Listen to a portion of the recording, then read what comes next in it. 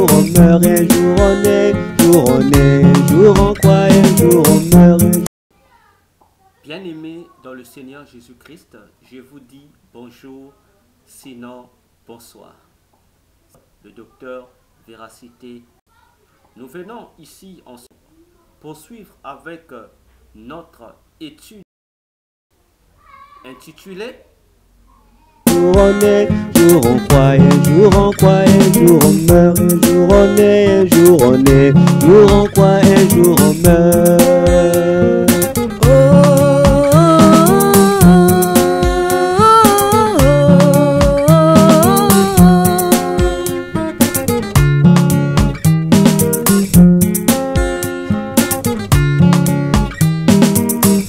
Alors, dans cette étude, nous sommes en train de voir les différentes réalités ou paramètres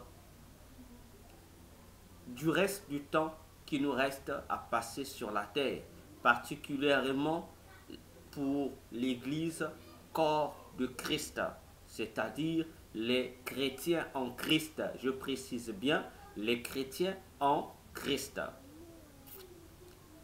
Cette étude 2025, 2 points, comme j'ai l'habitude de le dire, bien-aimés dans le Seigneur, nous permet d'approfondir des éléments importants liés aux prophéties bibliques à propos du nouveau pape qui est le pape VI Robert, baptisé le pape Léon XIV.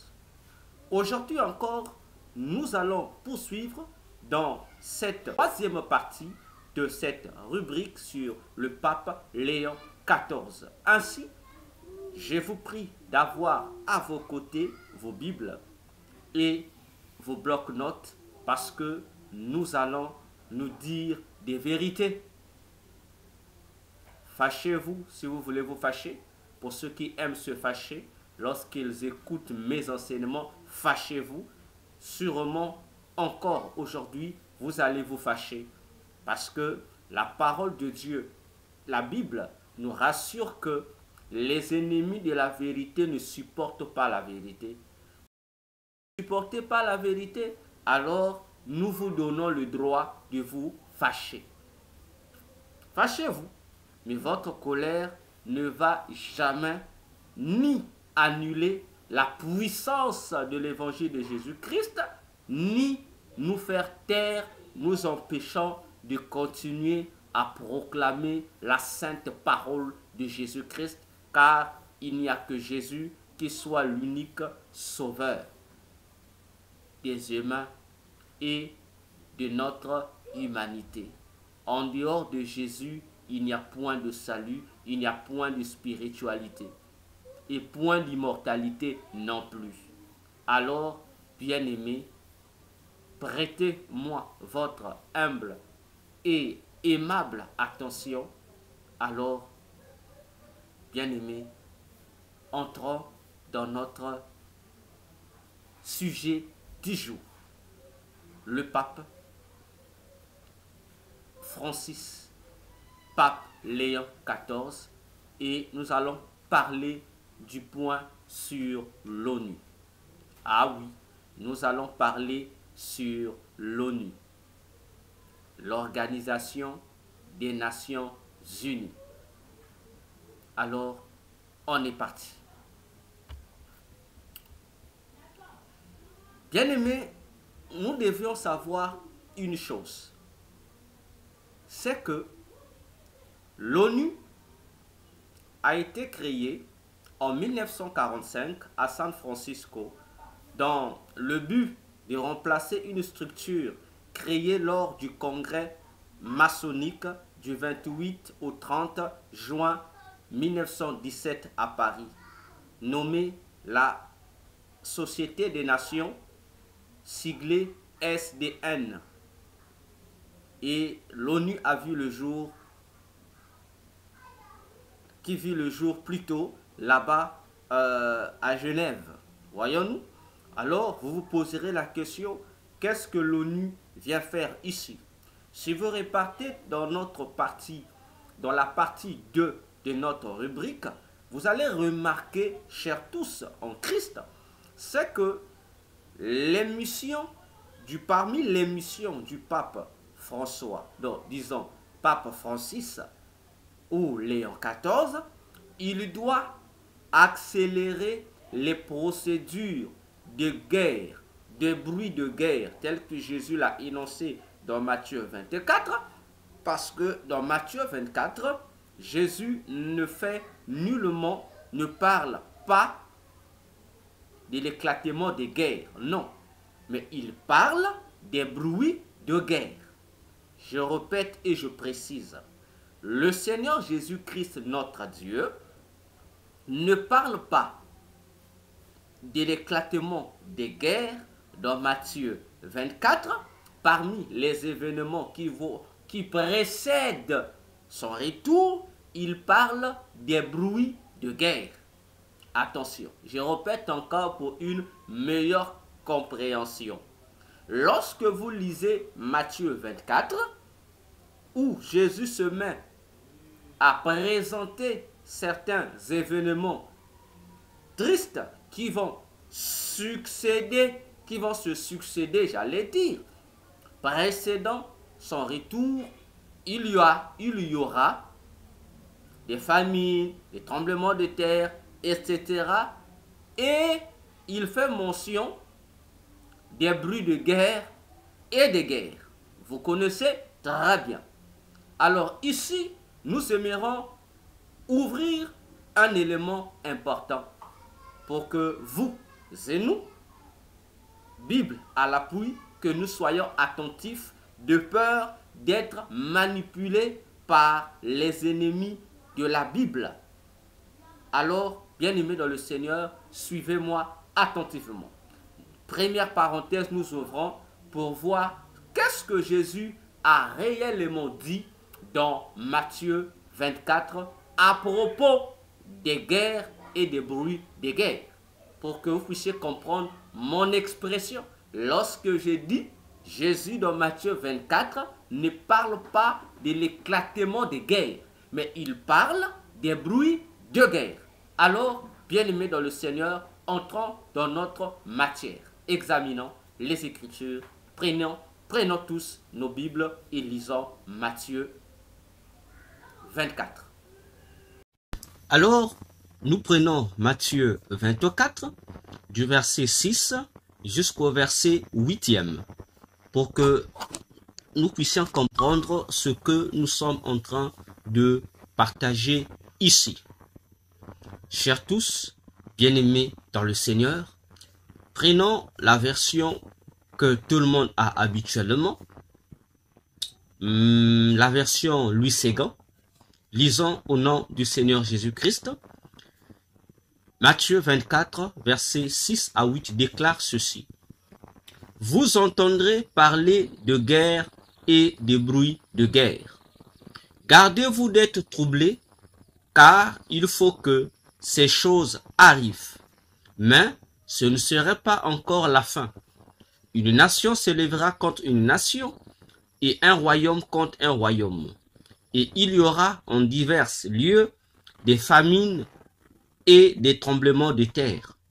Tout cela ne sera que le commencement des douleurs. Voilà ce que déclare le texte de Matthieu 24, verset 6 à 8, où nous rencontrons cette expression-là. Des guerres et des bruits de guerre, où je répète, que dans ce texte, il ne s'agit pas de guerre. Alors, tel que ça se présente sur votre écran, le verbe, voyez, verset 6 de Matthieu 24, il dit, vous entendrez parler. Donc, le verbe ici, ce n'est pas le verbe entendre parler en un mot, comme un mot composé. Non, non. Ici, le verbe, il y a deux verbes. Il y a le verbe entendre et le verbe parler. Ce n'est pas le verbe entendre parler. Il y a le verbe entendre et le verbe parler. Je rappelle encore que le Nouveau Testament a été écrit en grec et non en hébreu. C'est un élément que nous devions souligner. Ainsi, le verbe entendre ici, qui est traduit par entendre, le verbe entendre ici, en grec, le mot grec ici, en grec, c'est le mot mélo. Mélo, qui est traduit ici en français par entendre. On parle le verbe entendre. C'est le verbe mélo. J'aimerais que vous me suivez attentivement, chers tous. Nous parlons des choses sérieuses. Le mot entendre ici, traduit dans Matthieu 24, le verset 6, en grec, c'est le mot mélo. Or, mélo ne signifie pas entendre. Voilà, déjà, vous devez corriger. C'est une erreur de traduction. Le mot ici, entendre, le verbe entendre ici, ce n'est pas le verbe entendre. C'est le mot grec mélo. Or, mélo veut dire commencer à. C'est le verbe commencer à. Hein? Signifie commencer à. Je répète. Le verbe entendre ici, là où c'est traduit par entendre là, entendrez, ce n'est pas le verbe entendre, c'est le mot grec mélo, qui signifie commencer à. Donc, Jésus dit, vous commencerez à parler. Pas vous commencez à entendre, vous commencerez à parler. On va comprendre la suite. Vous remarquerez que le verbe parler qui accompagne le mot mélo ici, en grec, c'est le mot akouo. Voyez-vous? C'est le mot akouo. Le mot akouo qui signifie entendre, percevoir le sens de ce qui a été dit, agir en tenant compte de ce qui a été dit, sous contrainte ou sous libéralité. Et en grec, généralement et plus précisément, le mot akouo emmène toutes ces significations, emmène seulement au verbe entendre. Vous comprenez? Donc, s'il faut qu'on traduise correctement cette séquence de phrases de Jésus dans Matthieu 24, le verset 6, Jésus ne dit pas vous entendrez parler de guerre. Non, il dit, vous commencerez à entendre les guerres et les bruits de guerre. Vous voyez que c'est pas pareil. On arrive. Bien. Poursuivons. Pour que nous puissions mieux comprendre le texte. Prenons maintenant le mot en question. Vous entendrez parler de guerre, au pluriel, et de bruit de guerre. Donc, dans cette phrase, le mot guerre, les deux mots guerre, entendrez parler de guerre et bruit de guerre, en grec, c'est le même mot. Donc, les deux mots guerre, ici, dans cette phrase, en grec, c'est le même mot, qui est le mot polémos. Polémos. Polémos, en grec, qui ne signifie pas guerre, qui ne signifie pas la guerre, qui ne signifie pas la bataille comme telle, non. Polémos, en grec, ça veut dire tumulte de guerre ou de combat. Tumulte, c'est-à-dire bruit. Vous voyez que vous devez faire attention avec les traductions. Pour ne pas dire les traducteurs. Voyez-vous? C'est ce que signifie littéralement ce mot. Donc, le mot ici qui a été traduit par guerre, ce n'est pas le mot guerre, c'est le mot polémos qui signifie en grec tumulte de guerre ou de combat, c'est-à-dire les bruits de guerre ou de combat. Donc, Jésus dit, vous commencerez à entendre les guerres, les bruits ou les tumultes ou les débats sur les guerres. C'est tout. Voyez-vous? C'est ce que Jésus dit si on le traduit littéralement la phrase de Jésus. Mais ce n'est pas fini. Poursuivons pour mieux comprendre ces choses qui vont nous amener à comprendre la place de l'ONU dans le temps de la fin. Prenons cette fois-ci le mot bruit de guerre, c'est-à-dire le mot bruit. Le mot grec ici de bruit, c'est le mot akoi. Akoi, c'est le mot akoi, qui signifie entendre avec les oreilles ou une instruction donnée par voie orale. Vous comprenez?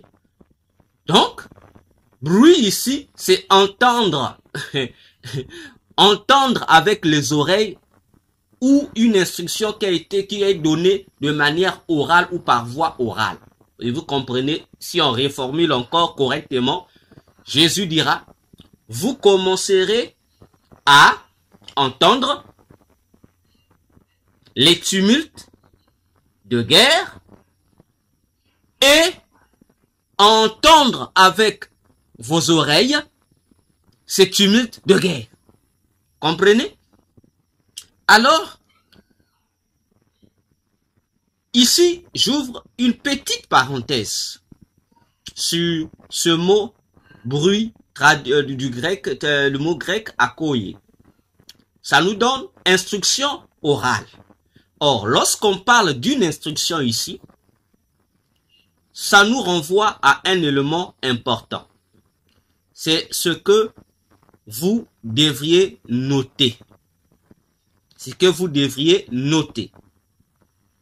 Voyons-nous, c'est ce que chacun de nous est censé noter. Je le dis bien.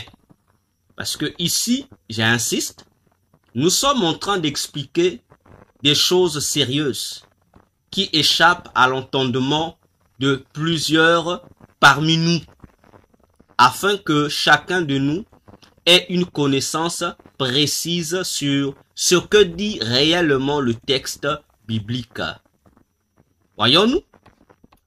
Alors, je disais que si on essaie d'étudier la deuxième signification du mot akoi, bruit, qui nous donne une instruction donnée par voie orale, tel que j'ai essayé de l'illustrer ici, vous remarquerez que lorsqu'on parle du mot instruction, ça nous renvoie aux notions de connaissance qu'il faut apprendre, connaître et comprendre. Donc, en un mot, c'est une information qu'on nous donne, une information qui est véhiculée, qui est communiquée ou qui est donnée.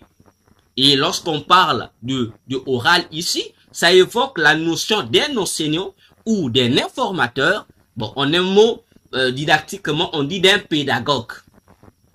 Voyons-nous? Donc, Jésus, dans Matthieu 24, verset 6 à 8, est clair et précis.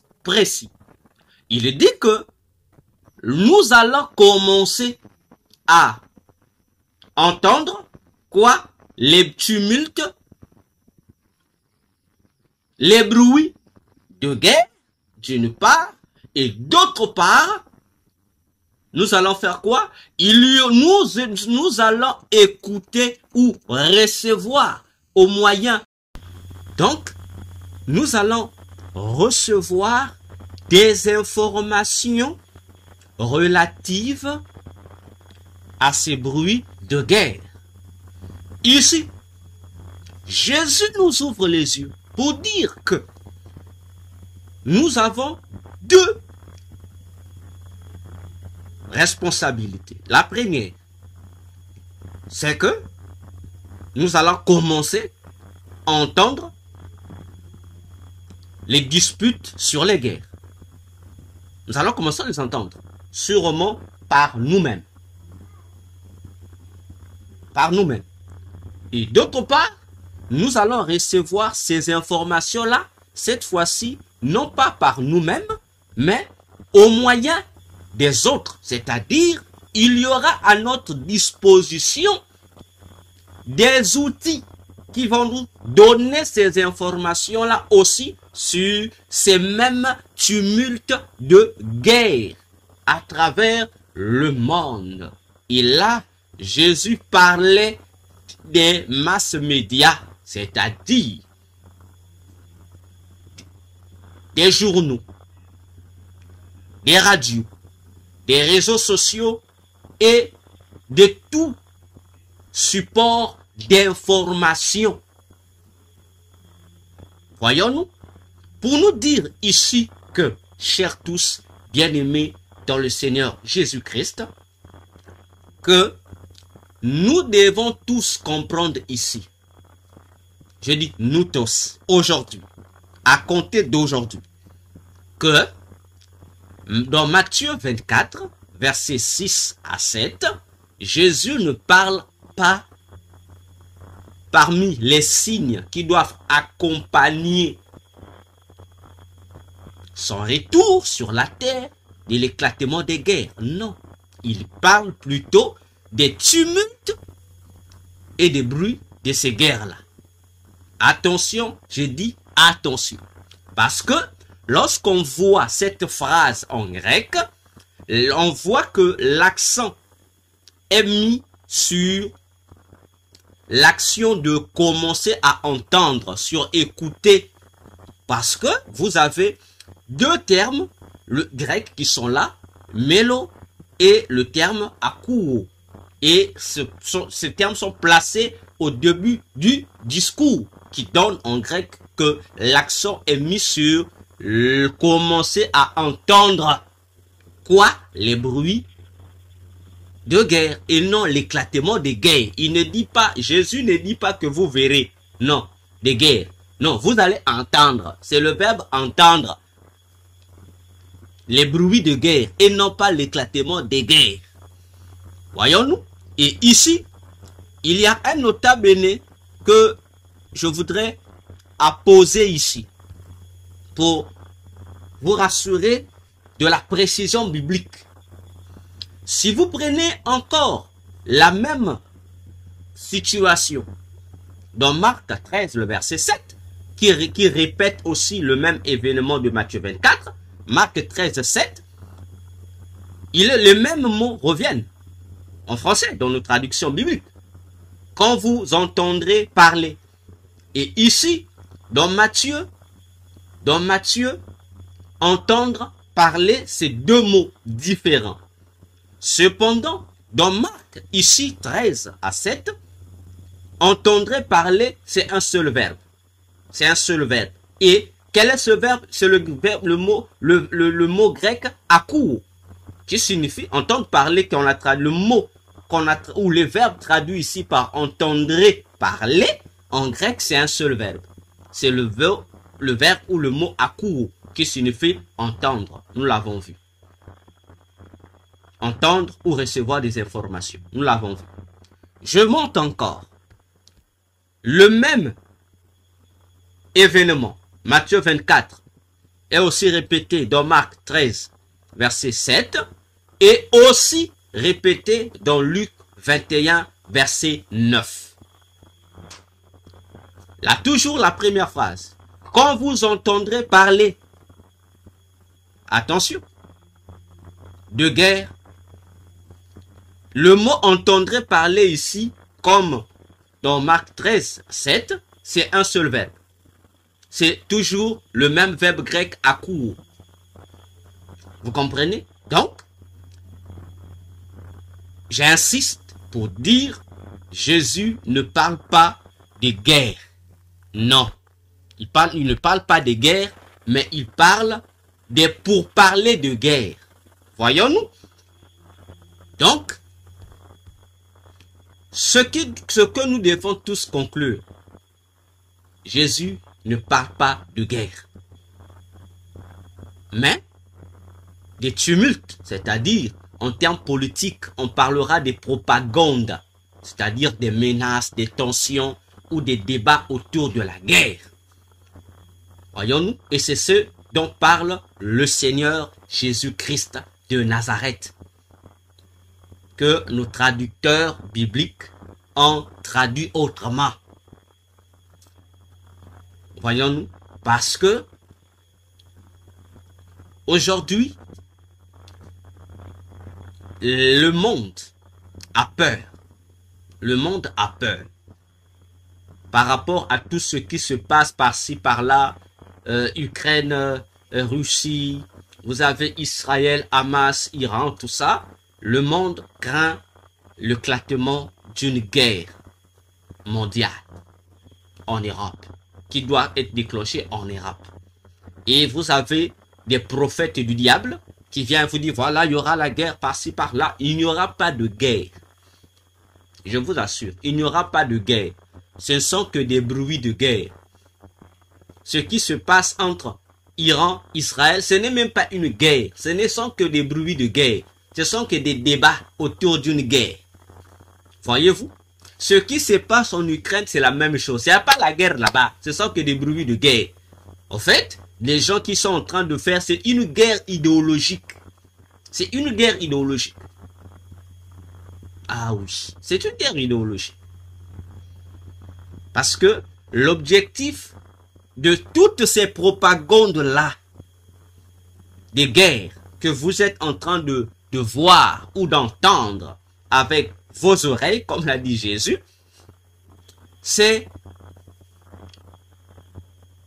auprès de Jésus, ou pour Jésus, ou dans la vision de notre Dieu Jésus-Christ, c'est de donner, inciter ou exciter ses disciples à avoir des comportements conséquents.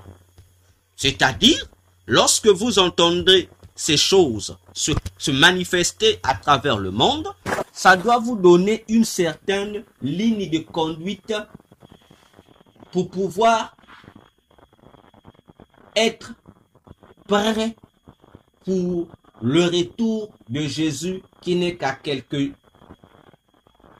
mètres de nous, dirais-je ainsi. Ah oui, parce que ces guerres-là, ou qu'est-ce que je dis, ces bruits de guerre qui s'éclatent partout, ont un objectif précis. C'est quoi? C'est préparer ou favoriser l'entrée en scène mondiale du faux Messie qui est l'Antichrist, la bête apocalyptique.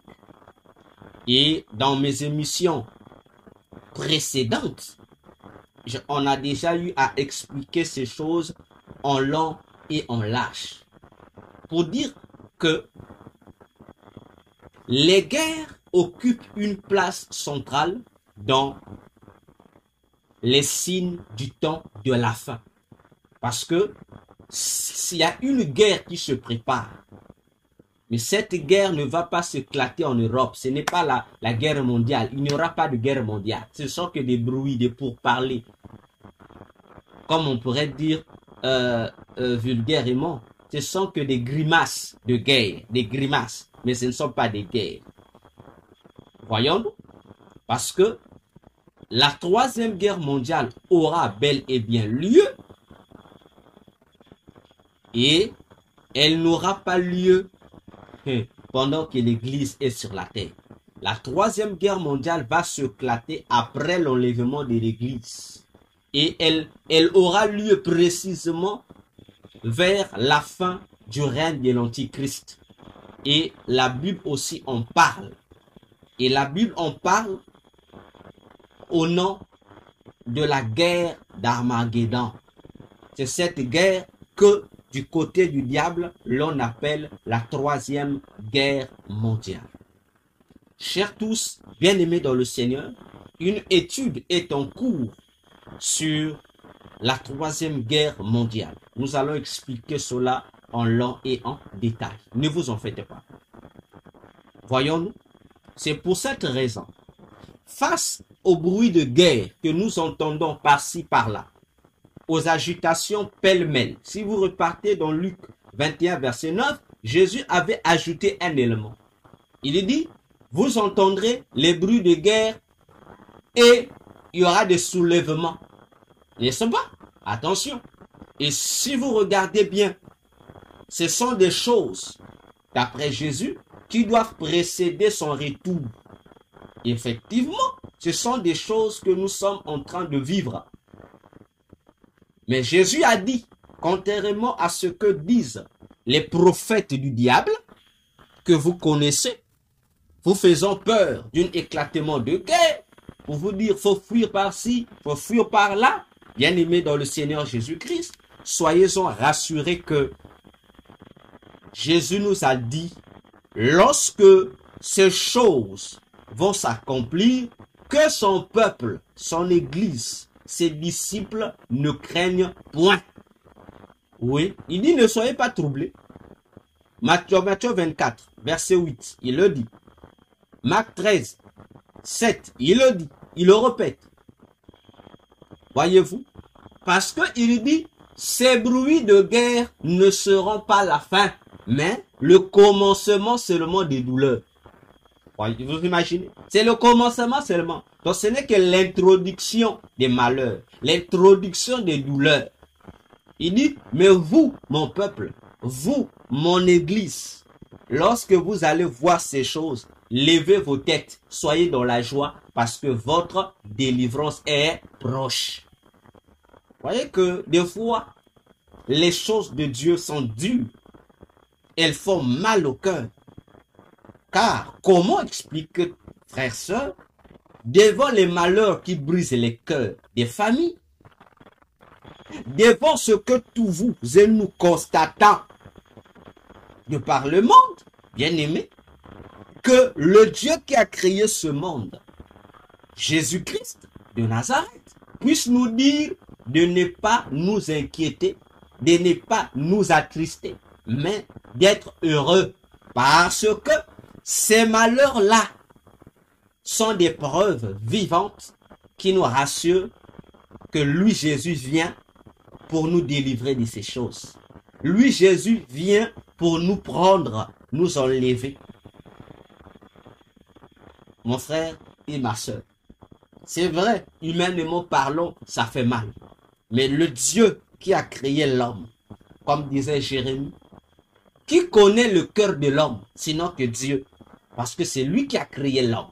Donc Dieu connaît comment fonctionne le cœur de l'homme. En d'autres termes, Jésus est seul capable de comprendre la douleur du cœur de l'homme, la douleur que l'homme ressent lorsqu'il est angoissé.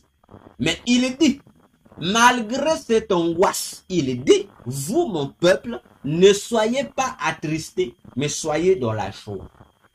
Je dis à quelqu'un, face à ce que tu traverses, sois dans la joie. Face aux différents bruits ou informations que tu reçois à travers le monde, les soulèvements populaires, initiés par les soi-disant révolutionnaires.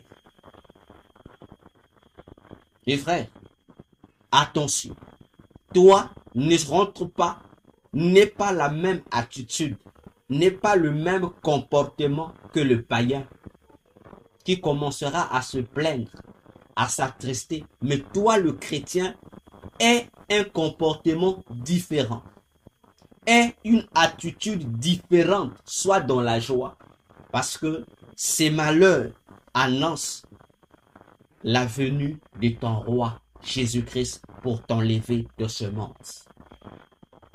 Voyons-nous, pour montrer encore que il est important que nous parlions de l'ONU, l'Organisation des Nations Unies, simplement parce que mondialement, sur le plan politique, c'est cette organisation qui gère le domaine de la politique.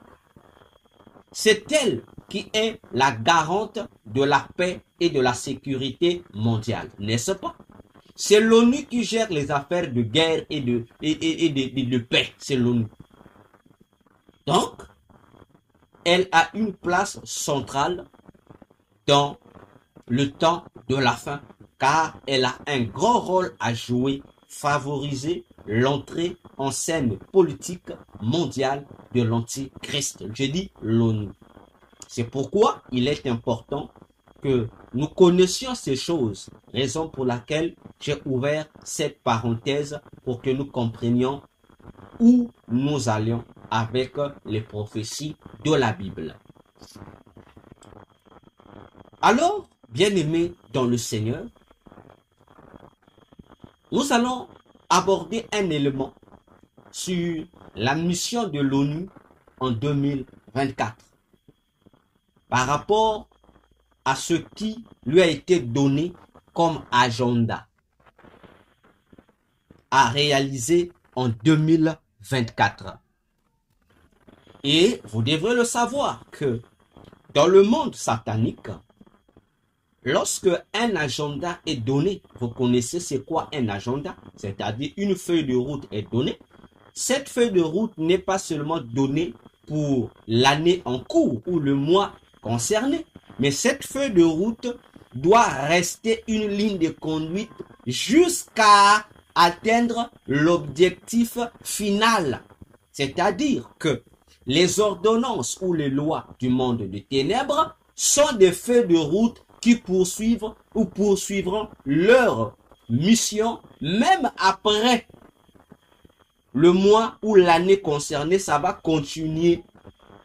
Voyons-nous, ainsi, l'Organisation des Nations Unies, l'ONU, a reçu parmi ses missions diaboliques une mission particulière à remplir en 2024.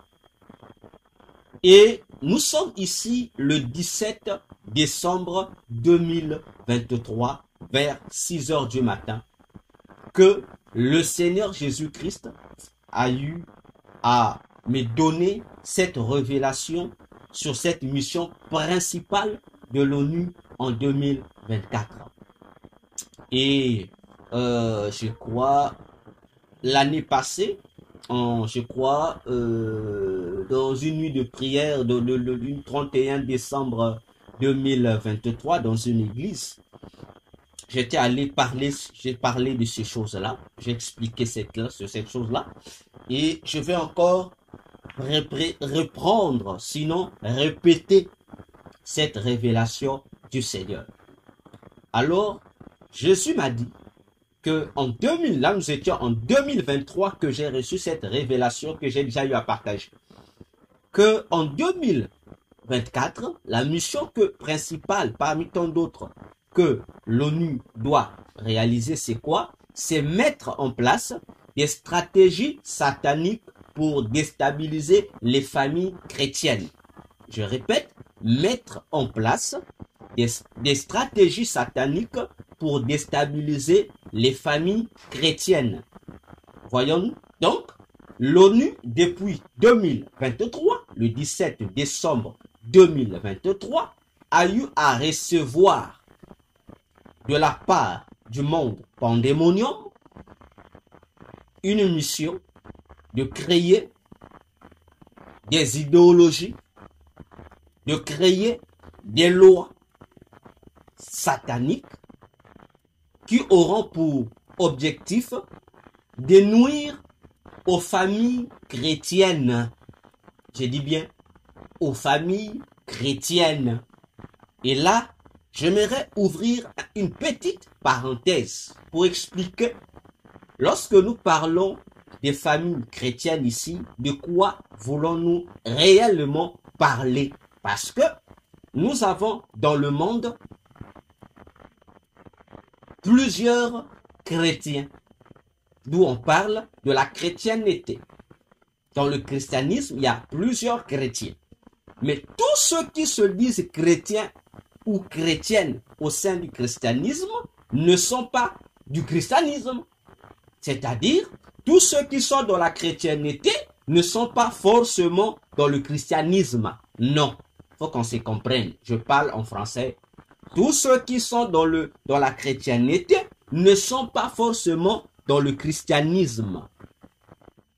Pour mieux m'exprimer, dans ce monde, nous avons peu de chrétiens en Christ et plusieurs chrétiens en autre chose ou autre personne qui n'ont rien à voir avec le Jésus de la Bible. Ne vous en faites pas. Dans le monde des ténèbres, même le petit sorcier, j'ai dit même le dernier des sorciers, est capable de détecter le vrai du faux chrétien. Ils savent.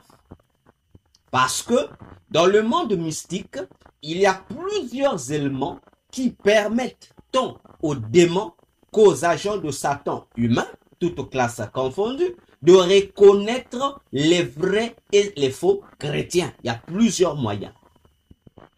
Parmi tant d'autres, je cite, ils ont des appareils pour détecter cela. Oui, ça peut être des boules de cristal, ça peut être de l'eau. Connaissez, il y a des pratiques où à partir de l'eau peut devenir une caméra ou un satellite au travers desquels on peut voir quelqu'un, ou on peut se servir d'un miroir magique ou mystique. Voyez-vous, il y a plusieurs éléments comme ça.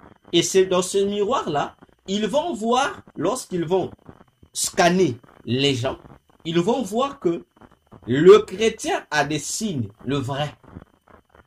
Ils ont soit au niveau de leur front, il y a une lumière, soit au niveau de leur cœur, il y a une lumière, ou soit si ce n'est pas une lumière, soit c'est un feu. Donc, il y a des formes comme cela par lesquelles les vrais chrétiens en Christ sont reconnus par toute la classe satanique. Tandis que tous ceux qui ne présentent pas ces indices christiques, ils sont considérés des païens. Attention, attention.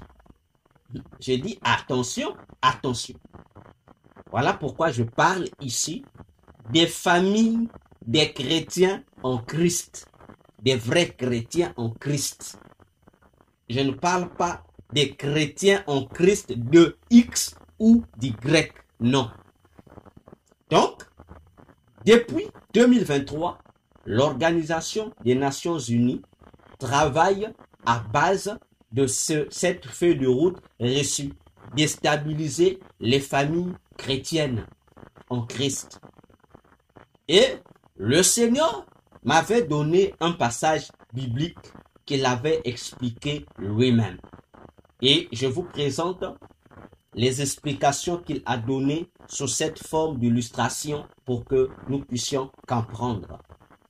Actes des Apôtres, chapitre 2, du 1er au 12e verset. Nous connaissons, c'est ce texte qui nous parle de la descente de l'Esprit Saint au jour de la Pentecôte, n'est-ce pas? Alors, ce jour-là, ceux qui ont reçu l'Esprit de Dieu, les disciples de Jésus, la Bible déclare qu'ils étaient au nombre de 120 personnes qui étaient dans la chambre haute. Et ici encore, j'ouvre une petite parenthèse. C'est mon droit car je suis enseignant de la parole.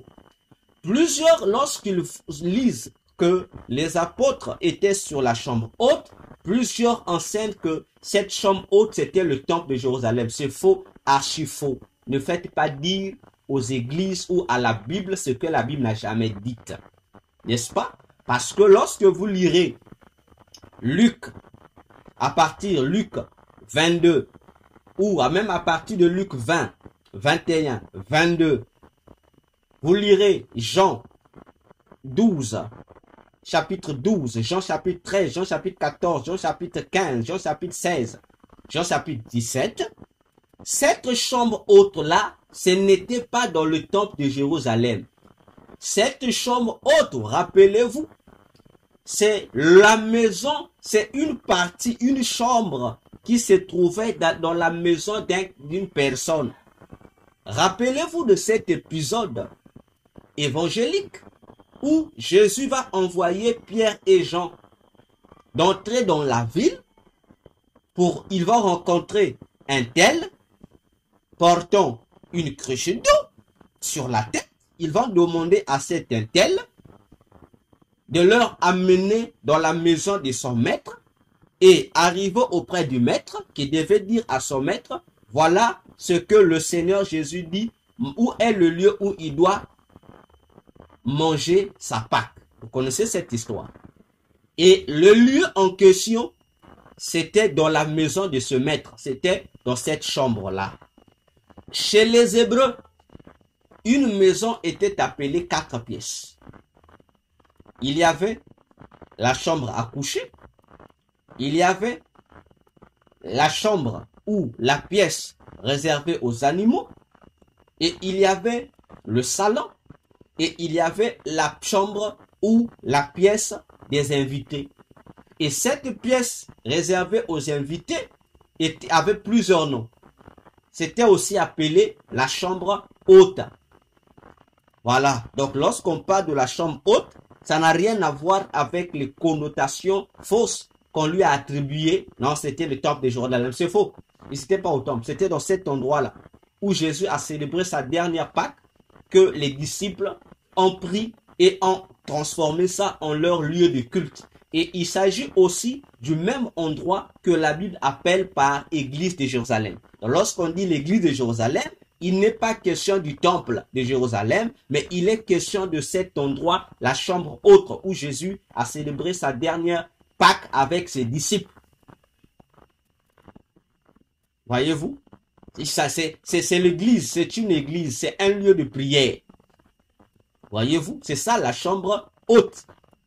Elle n'a non plus rien à voir avec le fameux story que les soi-disant églises du combat spirituel ont baptisé la chambre haute. Pour eux, la chambre haute devient le lieu où on doit faire des jeûnes et des prières fortes. Faux. Je ferme ma parenthèse. Poursuivons. Donc, les 20 disciples qui étaient à cet endroit, dans la chambre haute, ont reçu l'Esprit de Dieu, le Saint-Esprit. Et dans les 120, il y avait aussi bien des hommes, des femmes, des vieux que des jeunes. Cependant, en bas, dehors, à l'extérieur, il y avait plusieurs personnes qui étaient aussi venues à Jérusalem pour la même occasion, la fête de Pentecôte. Ils étaient là. Et la Bible dit, le nombre de personnes qui étaient là, à cet endroit-là aussi, à l'extérieur, bien sûr, ils étaient au nombre de 17 nations. Et la Bible dit, les 17 nations représentaient toutes les nations de la terre. Si vous comptez les nations qui sont là, décrites dans Acte 2, ça vous fera 17 nations. Et la Bible précise, excusez-moi, que les 17 nations représentaient les nations du monde entier. Donc, Jésus explique que les 120 disciples, c'est la représentation de la famille de Dieu. Tandis que les 17 nations, ce sont la représentation de toutes les familles du monde. Attention, vous avez 120 disciples de Jésus qui représentent la famille de Dieu et les 17 familles qui sont en dessous représentent toutes les familles de la terre, sinon du monde. Donc, on a un côté la famille de Dieu et de l'autre la famille qui n'appartient pas à Dieu. Et là, le Seigneur Jésus ne s'arrêta pas là. Il donne une illustration toujours telle que vous voyez. Il dit, les 120, lorsque vous tournez cela dans le sens que vous voyez, et en convertissant ça en lettres, ça vous donne un mot. Ça vous donne le mot ONU. Et automatiquement, ça renvoie, le mot ONU renvoie à un sang, à l'ONU. Organisation des Nations Unies. Plus les 17 nations. Et si vous prenez le nombre 17, vous le virotez aussi au même sens, ça vous donne un mot. Ça donne le mot, vous avez, ça vous donne X et 1, qui vous donne le chiffre 9 en latin. Ça vous donne le chiffre romain 9. Et le 120, si vous décortiquez, ça vous donne le 1 vous donne I, le 2 vous donne N et 0 vous donne O. Toujours dans l'alphabet latin. Et ça vous donne, vous aurez les deux familles-là, les 120 prophétisent. C'est aussi une prophétie de l'ONU. Et les 17 nations est aussi une prophétie toujours de l'ONU. Et lorsqu'on combine les 120 plus les 17, ça nous donne un message à propos de l'ONU. Ça nous donne ONU 9. Et lorsque vous écoutez ONU 9, ça vous donne ONU 9, effectivement, c'est-à-dire une nouvelle ONU. Donc, le Seigneur m'a fait comprendre que Acte 12, 1, Acte 2, 1 à 12, prophétise aussi sur la mission diabolique que l'ONU doit remplir au temps de la fin qui nous reste. Déstabiliser les familles chrétiennes en devenant une nouvelle ONU, c'est-à-dire l'ONU doit mettre en place des mécanismes qui permettra à une nouvelle ONU de venir approfondir la chose, nuire de plus belle aux familles chrétiennes. À bon entendeur, salut. Bien-aimés dans le Seigneur, les choses sont sérieuses.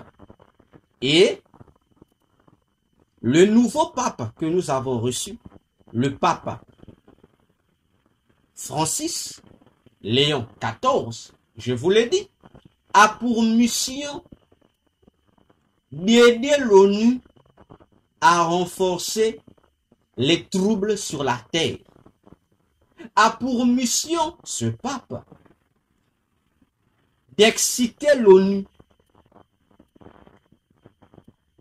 à pouvoir créer des troubles à tous les niveaux pour pouvoir positionner toutes les nations dans une insécurité sans précédent. De sorte que cette posture qu'aura toutes les nations de la terre fera que les habitants de la terre puissent d'un commun accord s'entendre à trouver une solution commune. Et cette solution commune, c'est quoi? Sera accepter unanimement un Messie. Et c'est cela la stratégie qui permettra à l'ONU d'imposer de manière malicieuse, quoi qu'elle fera croire aux populations que c'est leur décision, mais ça sera une imposition qui se fera passer pour une proposition, l'Antichrist, comme l'unique leader capable de mettre fin à tous ces troubles, à toutes ces insécurités constatées mondialement. Vous savez, je ne cesse de le répéter, que Satan, avant d'agir, il a d'abord des préfigurations, tout comme Dieu, son créateur. Satan a d'abord, il met d'abord des mises en scène sur ce qu'il veut faire. Il le fait. Oui, il fait des tests. Il a fait ce test avec le président français François Hollande, avec la fameuse attentat de Charlie Hebdo. Vous connaissez l'histoire, n'est-ce pas? Et au cours de ces événements, François Hollande a organisé un sommet où il a invité tant les leaders du monde entier que leur population à dire oui à la création d'un gouvernement mondial unique pour pouvoir, soi-disant, éradiquer le phénomène du terrorisme, n'est-ce pas? Et plusieurs nations au monde ont été d'accord, y compris l'ONU. Voyez, ce sont des stratégies qui sont mises en place comme ça pour exciter les gens à accepter ce qu'ils ne veulent pas ou l'abominable. Parlons, utilisant des termes bibliques. Voyez? Et ce discours d'Hollande a poussé la population de la Terre à dire oui au gouvernement mondial unique. N'est-ce pas? Donc, faisons, je dis, attention aux stratégies utilisées par les démons pour nous pousser à voter pour un oui qui devait normalement être un non. Car le terrorisme est né par qui et qui renforce le terrorisme sur la terre? N'est-ce pas l'ONU? N'est-ce pas les mêmes gouvernants qui font des grands discours pompeux pour prétendre comme la combattre ou le combattre ces différents groupes terroristes? N'est-ce pas? Qui a créé le terrorisme? N'est-ce pas les mêmes grandes puissances que nous acclamons? Attention, attention. Pour inviter ici à comprendre que l'Organisation des Nations Unies, l'ONU, a un rôle à jouer avant de disparaître parce que les mécanismes de sa dissolution sont déjà établis.